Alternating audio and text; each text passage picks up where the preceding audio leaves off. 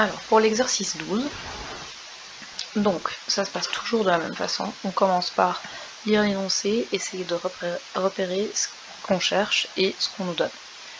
Donc le phosphogène se dissout dans un excès de base en dégageant moins 104. Donc ici, on me donne un delta H, donc ça c'est une équation de référence. Selon la réduction suivante, hop, calculer la chaleur de formation du phosphogène.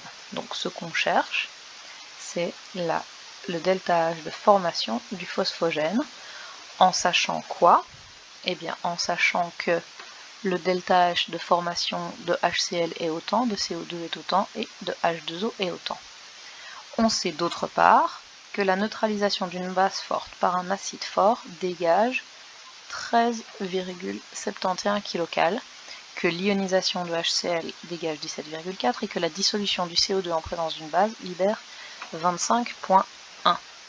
Donc ça fait beaucoup de choses qui sont dans l'énoncé. Donc, si on retraduit tout ça, donc qu'est-ce qu'on cherche? Le delta H qu'on cherche, c'est la synthèse, le delta H de formation du phosphogène. Alors, du phosgène, pardon. Et donc, le phosgène, c'est quoi? Si vous regardez dans l'équation, là on vous dit le phosgène se dissout dans un excès de base, donc c'est COCl2. Donc si ça, COCl2 c'est le phosgène, si je fais son équation de formation, c'est C plus 1 demi-O2 plus Cl2. Ça, c'est le delta H que je cherche. Qu'est-ce qu'on sait d'autre? On sait que la première équation qu'on nous donne, c'est COCl2 plus 4OH- qui donne 2Cl- plus du CO3 2- plus 2H2O. Ça vaut moins 104,5. Pourquoi moins 104? Parce qu'on vous dit que ça dégage, donc dégage, ça fait un signe qui est négatif. Ensuite, qu'est-ce qu'on donne? On donne les chaleurs de formation de HCl. Donc si je fais de l'HCl à partir de H2 et de Cl2, il m'en faut un demi et un demi, ça va valoir moins 22 kcal. Que la formation du CO2, c'est-à-dire 1C plus 1O2, vaut moins 94,5, que celle de H2O vaut moins 68,4, H2 plus 1 demi-O2, ça c'est la 4. Et on sait d'autre part que la neutralisation d'une base forte par un acide fort. Alors la neutralisation d'une base forte, OH- par un acide fort, H+, va donner H2O et va dégager donc moins 13,71. Alors ça c'est un peu dur, vous n'auriez pas pu l'avoir comme ça de but en blanc dans une interro. Mais donc OH- c'est une base, H+, c'est un élément acide et les deux se neutralisent pour fabriquer de l'eau. Que l'ionisation d'HCl, HCl qui se transforme en ion, ça par contre, H+, plus Cl-, ça vaut moins 17,4. Et la dernière équation, qui est donc la dissolution du CO2 en présence d'une base. Une base c'est OH-, et ça va nous donner du coup du H+, plus du CO3 2-, mais même chose, vous n'auriez pas dû trouver ça tout seul, et ça dégage moins 25,1, donc c'est des kilocals partout. Donc, maintenant on s'attaque à ce qu'on veut. Donc qu'est-ce qu'on cherche? On cherche ça. Alors exceptionnellement je vais commencer par la droite parce que c'est la première équation et que c'est la plus grande. Donc je vais prendre la première équation, prendre l'inverse pour aller mettre le COCl2 à droite. Donc ça me donne 2Cl- plus CO3 2- plus 2H2O qui donne le COCl2 que j'ai besoin et les 4 OH- pour une valeur de, j'ai retourné, donc 104,5.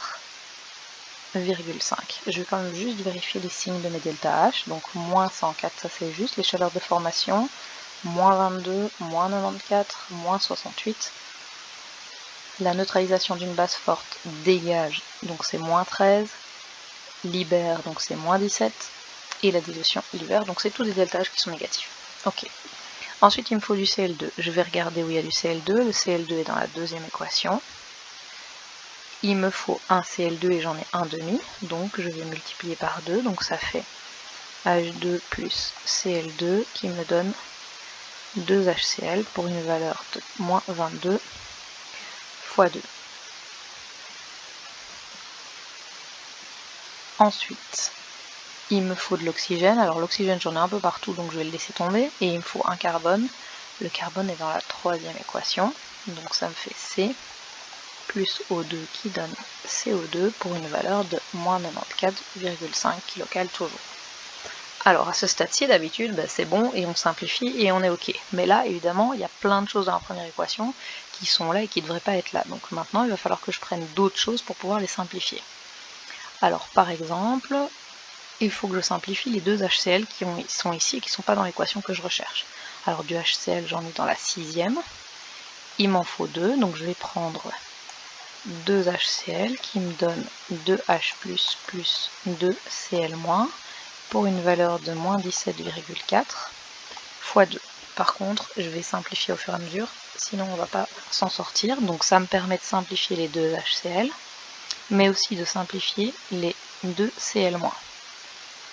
Pour le reste, pour le moment, il n'y a rien qui peut se simplifier d'autre. Par contre, il y a des choses assez évidentes où il ne faut pas trop réfléchir. J'ai besoin d'un CO3 de- pour simplifier, et j'en ai un dans la 7. Donc je vais prendre l'équation 7, CO2 plus OH- qui me donne un H plus CO3 de- pour une valeur de moins 25,1.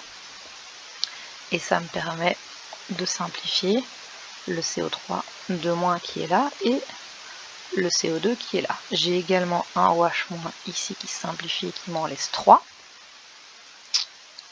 Et c'est tout. Donc il faut que je simplifie maintenant ces OH-. Les OH-, si je regarde où j'en ai, bon j'en avais dans cette équation-là, mais c'est clairement pas là que je dois les prendre. Sinon je vais aller remettre du CO3 et du COCl2, donc je vais prendre l'équation 5. L'équation 5 que je vais multiplier par 3. Ça me fait donc 3OH- plus 3H+, qui me donne 3H2O pour une valeur de moins 13,71 fois 3. Je continue à simplifier. Alors j'ai 3OH- qui se simplifie. J'ai 3H+ avec 3H+ là. Par contre, j'ai encore, donc j'ai 2 H2O avec 3, donc il m'en reste 1. Donc j'ai encore un H2O à éliminer ici. J'ai aussi un H2 en trop, donc l'équation qui renferme à la fois de l'H2O et de l'H2 et que j'ai pas encore utilisé en l'occurrence, c'est la 4. Donc je vais prendre la quatrième équation et prendre son inverse.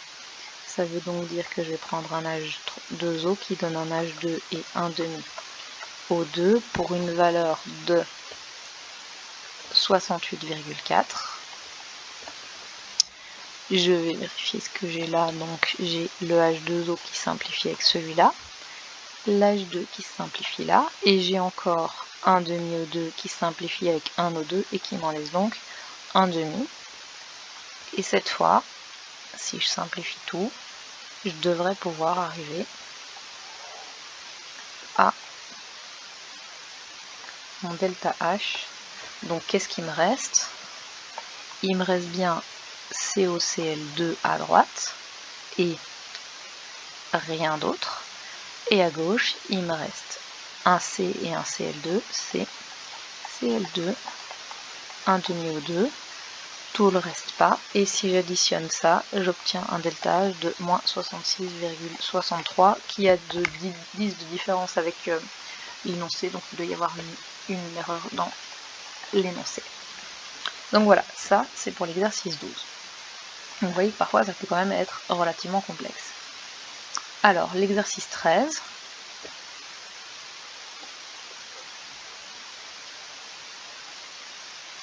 qu'est-ce qu'on nous dit? On dit que les variations d'enthalpie de combustion de l'hydrogène, du benzène et du cyclohexane valent respectivement 1, 2, 3. Donc ça veut dire que j'ai une combustion de ça et de ça. Alors, ce que vous ne savez pas encore, mais que bon, voilà, le benzène c'est C6H6. On vous demande de calculer la variation d'enthalpie standard de la réaction suivante. Donc c'est 3 enthalpies de combustion que je dois écrire. Donc, ce que je cherche, donc on cherche C6H6 plus 3H2 qui donne C6H12 pour former le cyclohexane. On nous a donné 3 équations de combustion, donc la combustion de l'hydrogène gazeux, la combustion du benzène et la combustion du cyclohexane. Plus O2, ça me donne H2O, il m'en faut un demi. Plus O2, c'est C et H, donc ça me donne CO2 plus H2O. Même chose ici, CO2 plus H2O, je pondère, il faut 6 et 6, il faut 3 et il en faut 6. Et alors, 6 fois 2, 12, 13, 14, 15 demi. Et 6 fois 2, 12, 18, donc 9. Équation de référence et question. Alors les valeurs pour le H2, moins 57,8, moins 757,52 et moins 881,67. Ça c'est ce qu'on donne dans l'énoncé. Bon, ben maintenant je vais combiner ça pour retomber là-dessus. Donc c'est vachement plus simple que le précédent. Il me faut un C6H6, il est dans la deuxième. Donc je recopie ma deuxième parce qu'il est du bon côté. C6H6 plus 15 demi O2 qui me donne 6CO2 plus 3H2O pour une valeur de moins 757,52. Il me faut de l'H2, il m'en faut 3. Donc je vais prendre la première fois 3. 3H2 plus 3 demi O2 qui me donne 3H2O pour une valeur de moins 57,8 fois 3. Et il me faut un C6H12, donc je prends la troisième que je retourne. 6CO2 plus 6H2O qui donne C6H12 plus 9O2 pour une valeur de 881,67 que j'ai retourné. Alors si je simplifie, j'ai 6CO2, j'ai 3H2O plus 3H2O qui simplifie avec 6.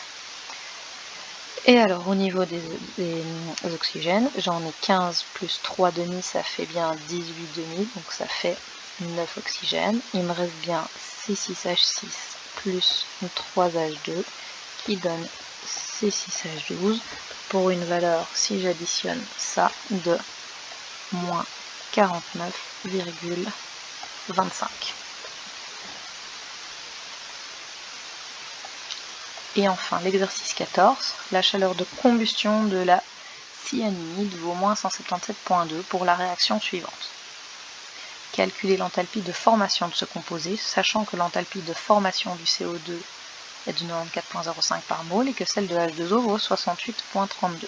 Donc ça veut dire qu'en gros, j'ai combien d'équations de référence? J'en ai une pour laquelle l'équation est là, et j'ai la formation du CO2 et la formation d'H2O. Et ce que je cherche, c'est la formation de la cyanide, c'est-à-dire de ça. Donc, le delta H recherché, c'est la formation du composé CH2N2. Je forme ça à partir de C, de H2 et de N2. Pour faire ça, j'ai 3 équations de référence. La première qu'on donne, c'est H2N2 plus 3 demi-O2 qui donne CO2 plus H2O plus N2 pour une valeur de moins 177,2. La deuxième, C plus O2 qui donne CO2 pour une valeur de moins 94,05. Et la troisième, qui est H2 plus un demi-O2 qui donne H2O. Donc pour retrouver la première, il faut que je mette du CH2N2 à gauche, à droite pardon. Donc je vais prendre l'inverse de la première, ça donne CO2 plus H2O plus N2 qui me donne CH2N2 plus 3 demi-O2 pour une valeur 177.2 qui devient positive. J'ai besoin de N2 mais je l'ai déjà mis. J'ai besoin de H2. H2 est dans la 3, donc je prends la 3. H2 plus 1 demi-O2 qui donne H2O pour une valeur de moins 68,32. Et j'ai besoin de carbone qui est dans la 2. C plus O2 qui donne CO2 pour une valeur de moins 94,05. Si je simplifie, j'ai un H2O, un H2O, un CO2, un CO2.